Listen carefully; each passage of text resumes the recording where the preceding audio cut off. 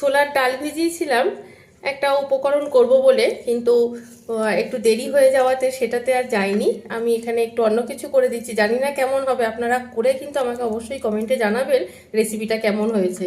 এখানে ছোলার ডাল আছে, আর একটুখানি বাঁধাকপি ছিল, সেটাকেও পেস্ট করে নিয়েছি। তারপরে দিয়েছি হলুদ, একটু আজওয়ান দিয়েছি, কালো জিরে, ধনে পাতা, কাসুরি মেথি পাতা, একটু ভাজা মশলা, হলুদ, লবণ, সামান্য একটু মিষ্টি আর সামান্য একটু লঙ্কার গুঁড়ো দিয়ে ভালো করে ফেটিয়ে নিয়েছি। অবশ্যই লবণটা আপনারা স্বাদ অনুযায়ী দেবেন।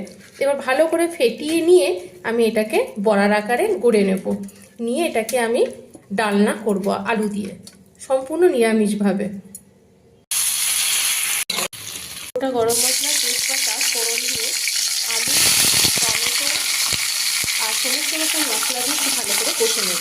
ধনে গুঁড়ো, জিরে গুঁড়ো, লঙ্কার গুঁড়ো, কাশ্মীরি লঙ্কার গুঁড়ো, লবণ, একটু চিনি, হলুদ ভালো করে কষে নিয়ে তারপরে আমি এতে গ্রেভি করার জন্য উষ্ণ গরম জল দেব।